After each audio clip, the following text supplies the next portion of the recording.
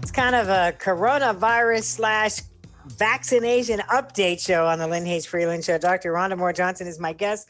I want to go right back into this. We were talking about hesitancy and how we've made a lot of progress in that area. The one thing that strikes me is that young people who didn't know anything about Tuskegee, didn't live through Tuskegee, didn't know anybody in all probability, all the things that you talked about, they're very far removed from that, but they do seem to have a certain hesitancy about the vaccine. Yes. And I think because initially the narrative was that this was a disease of old people, that young people had healthy immune systems, that they weren't likely to get COVID. And if they got COVID, that they would be sick. They wouldn't get that sick. They would recover. So because many of them think, well, if I get COVID, I'll recover, they're reluctant to get the vaccines. Well, there's been a big change since that happened, and the change is called the variants. So what we know now, because again, the virus we may be tired of this virus, Lynn, but the virus isn't tired of us. So this virus is changing rapidly. It's mutating. There's all these variants, and these variants are here in the United States. In fact, the B.1.1.7, which is commonly known as the UK variant, is now the dominant form of the SARS-CoV-2 virus here in the United States. This virus is up to 70% more transmissible, and younger people are getting infected. In fact, here in Allegheny County, in the last 3 days, the bulk of the infections were between people between the ages of 25 and 40 some years of age, with the second biggest group between 13 and 24. So young people are getting this infection. Babies are getting infected. So we need to convince young people, number one, that they're vulnerable. Number two, if you just look at Michigan, what's happening in Michigan, what's happening in Brazil, what's happening in India, young people are ending up in the hospital in large numbers. This virus is very serious.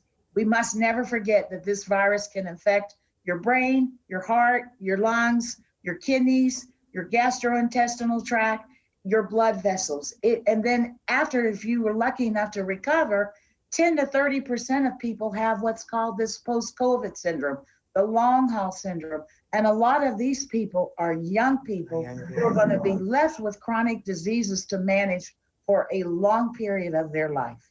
Oh my goodness. So that's why young people need to get vaccinated. They need to get vaccinated. And that's an interesting point, because we're at this crossroads now. We know that come May 31st, everything here opens back up 100% in restaurants, any venue, it opens up. Now, for the time being, there will still be a mask requirement. Yes. Don't know where that's going to go in the immediate future. But a lot of people feel like, and this is one of the things I hear, so you probably do too, well, if the vaccine works, why do we have to wear a mask?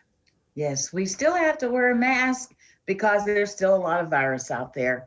And right now, even with 248 million shots in the arm, Lynn, that's only 45% of the United States adult population.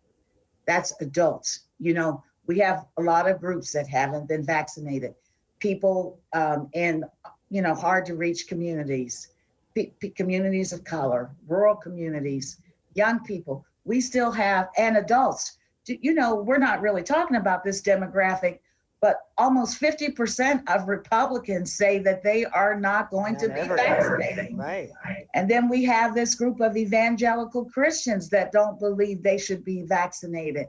So again, we still have a lot of work to do. We have to make people understand that the vaccines are safe, that they're highly effective, that vaccination is the way to get back to the life that we once had, whatever our new normal is. So we can travel again, so we can fellowship again, so that we don't need to worry about when we eat indoors at a restaurant. This is, all these things we took for granted. Vaccination is a way to help us get back to normal.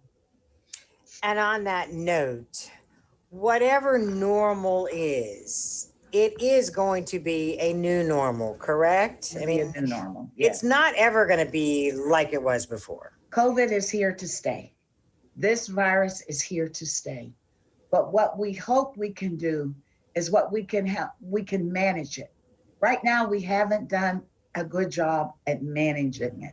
We still have 45 to 60,000 people who get infected every single day here in the United States. In the last 3 days, right here at home in Allegheny County, almost 1,000 new people have been infected with this virus. Folks, the pandemic is still going on. We may be tired of the virus, but it's not tired of us. We have to, the number one strategy we have, remember, there is no cure at this point in time for this virus. There is no effective, really, treatment. Everything is still experimental, investigational when it comes to treating this virus. Our number one strategy, besides our basic prevention tools, hand washing, social distancing, and mask wearing, is the vaccine. The vaccine will give you that immunity that you do not have. And you don't want to get it naturally because we don't know who's going to get sick from the virus, and the virus could possibly kill you. You know what? It's so interesting, doctor, because just now you said hand washing, masks, and social distancing.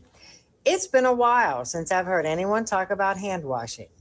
And I just hope we don't forget the role that all that plays. There's so much more we could talk about, but we're out of time. So that means you're going to have to come back in a couple weeks because I wanted to talk about booster shots. I mean, there's so much more that we could talk about and we just didn't have time.